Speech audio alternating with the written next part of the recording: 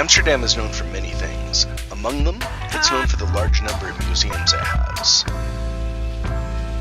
During our 12-hour layover, we went to the Mocha Museum, which features exhibits by Banksy, a well-known street artist, and Roy Lichtenstein, a pop art artist. You can find it between the Rijksmuseum and the Van Gogh Museum. On our trip, we also visited other museums, such as the Van Gogh Museum, the Prado, and the Reina Sofia, but they don't allow so many pictures inside, so you'll have to go see those museums for yourself. We had lunch, we took a canal boat tour, we caught a flight to Barcelona. The next morning, when we woke up, we had our first breakfast at GRANJA VIADER. Well known for its cream products, we had churros con chocolate, café con leche, and espresso. Then we went for a walk down Las Ramblas. Pedantic advice for any traveler, bring your best pair of well-broken-in walking shoes. You'll be doing a lot of it. In the Gothic Quarter, you can find the Barcelona Cathedral, or the Catedral de la Santa Cruz y Santa Eulalia. Groundbreaking happened in 1928 with completion in the year 1420. This should not be confused with the Sagrada Familia, which we will get to, but the cathedral is lovely, and the views on the roof are excellent. Although, maybe nicer on a dry day, but we didn't let a few drops get us down.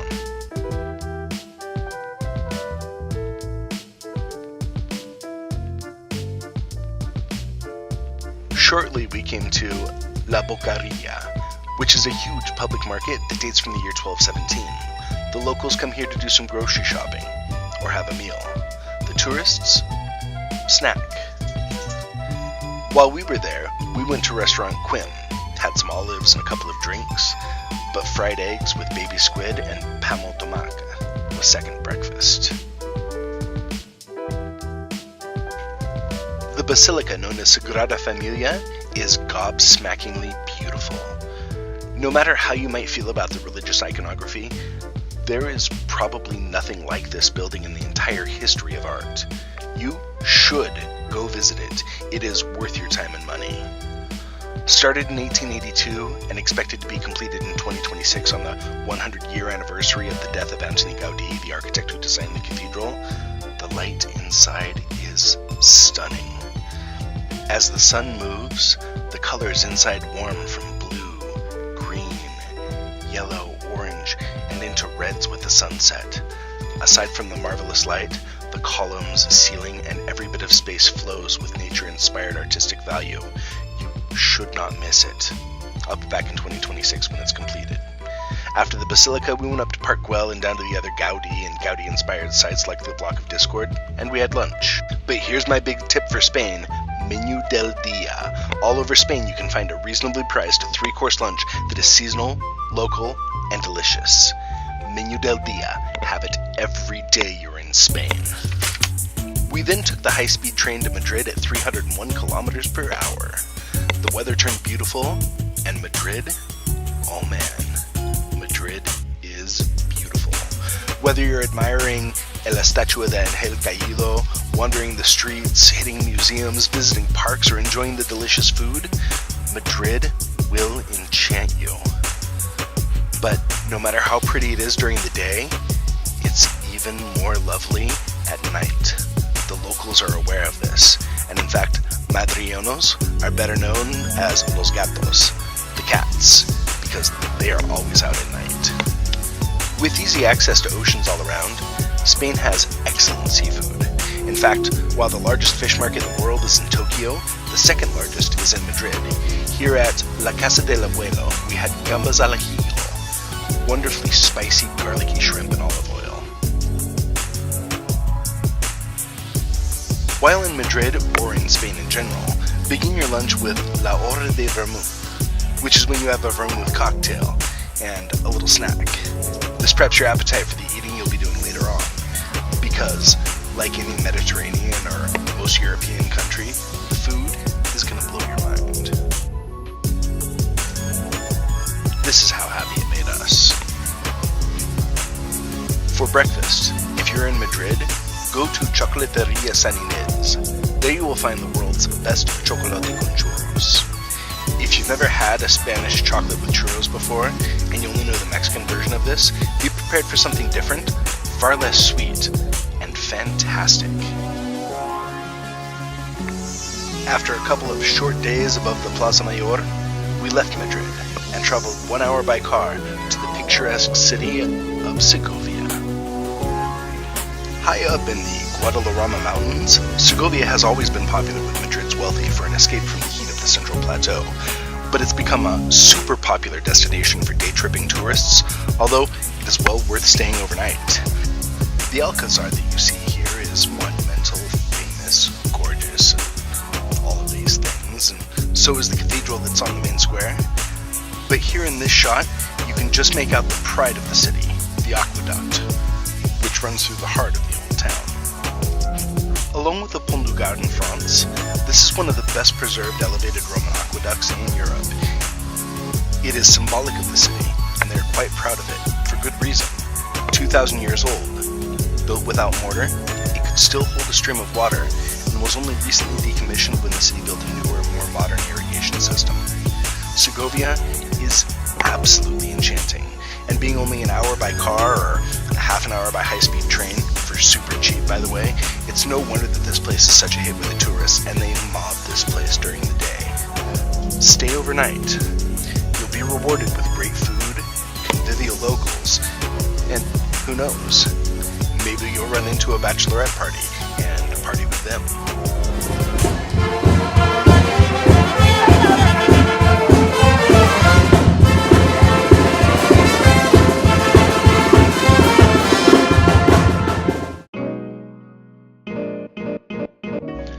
Perhaps you don't know about the Basque Country. This is a region that straddles the border between Spain and France up in the north by the sea. It's a lovely, lush green region surrounding the Bay of Biscay and is home to the Basque people, who are a separate people from the Spanish and French. In fact, they're the only people to be found in this whole region of Western Europe who don't speak a Romance language.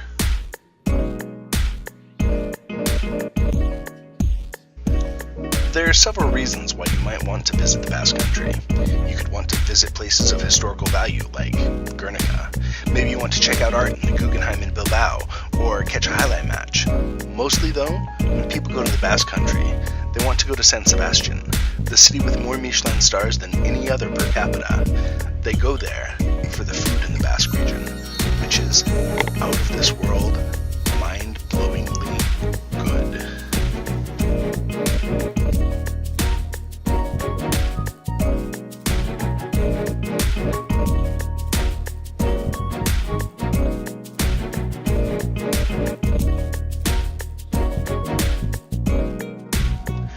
There are a couple of iconic beverages to try in the Basque Country like chocolate, but even more iconic in this region is cider.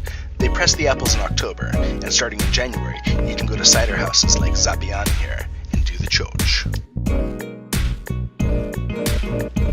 This is a traditional multi-course meal where you might start with morcilla and sausages, followed by tortilla de BACALAO, which is a salt-cod omelette. After this, we had some lovely salt cod fried in olive oil with onions and peppers, and then the best steak I've had in my entire life. I'm not kidding. This chuleta grilled over oak was the best the three of us have ever eaten, and I'm so sad that I live so very far away from there. Otherwise, I might have this for dinner every night in the winter. The meal is typically followed with a typical Basque dessert of walnuts, quince membrillo paste, and local Basque cheeses. But the main reason that one goes to the cider houses is between each course they pull out the choch, or the little plug that allows a stream of cider to flow from these 1,000-liter casks of cider. One is meant to break the stream of cider on the side of your glass to aerate it. You only want to fill your glasses for 2 or 3 euros worth. Drink a little, but often. The locals come back again and again between January and May to taste the apples as they mature and ferment into what will be bottled in the start of May. The cider is included in the price of the meal, so again, drink a little, but often. Oh, and take a taxi, because you're going to need one. According to the locals and our taxi driver, the police will be watching for you as you leave. We returned to Barcelona, and one night had dinner at Tickets, a molecular gastronomy restaurant owned by Albert Adria of El Bulli fame and brother affair in Adria. If none of that made sense to you, then imagine avant-garde cuisine showing great technical skill. Our favorite course was the dessert course. Here in this scene, you can see some flambe action on my baked Alaska-themed dessert, and the dewdrop on the roses were dessert for Libby and Shannon. Or, stated more correctly, the first of the dessert courses. Now, tickets was fun, but along with Las Caracoles, my favorite restaurant in Barcelona is Quimet y Quimet. There was some amazing seafood and cheeses to be had here. If you get a chance to do so, visit it. It's in the Puebla Sec neighborhood on Poeta Cabañas, number 25.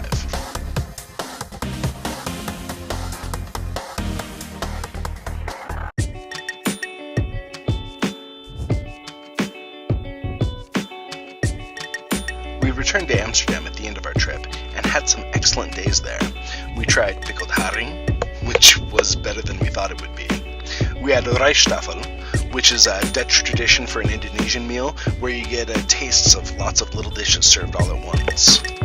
But one of the most amazing meals of my entire life, and don't get me wrong, the chuleta steak in the Basque Country was the best steak I've had, but De Kaas restaurant in Amsterdam is a must visit for anyone who loves food. They grow their own food, either here or at the greenhouse at the farm just outside the city. In fact, all the food we ate came from within 50 kilometers, including the seafood. The meal is 5 to 6 courses depending on your appetite, and obviously what is growing is what they are serving, so no substitutions.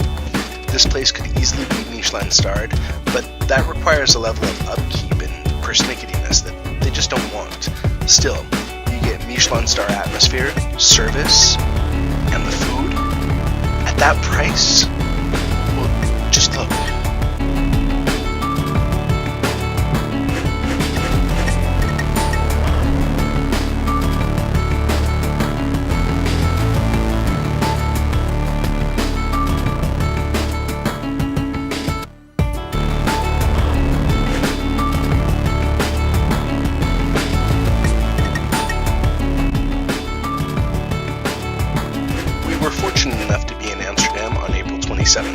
Which is King Willem-Alexander's birthday, and is celebrated as a national holiday in the Netherlands known as King's Day.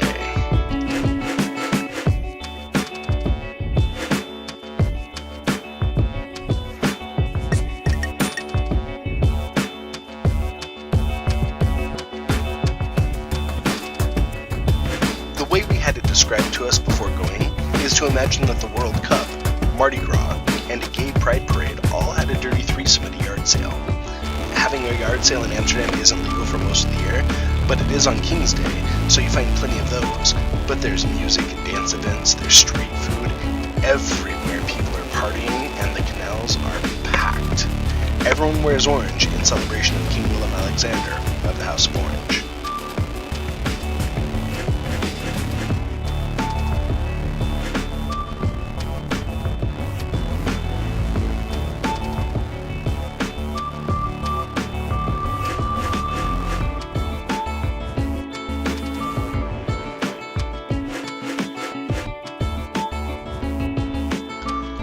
Public transportation is shut down on King's Day in the heart of the city, so again, wear your best walking shoes. We did 12 hours of walking that day. Yeah, 12 hours. Worth it.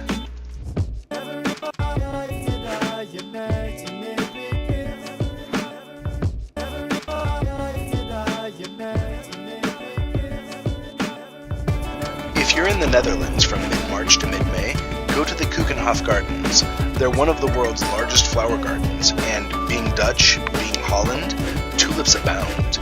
You'll only see a couple of pictures here, but over the 79 acres of the park, it's estimated there are approximately 7 million flower bulbs. It's easy enough to find the bus to Keukenhof from the Schiphol airport.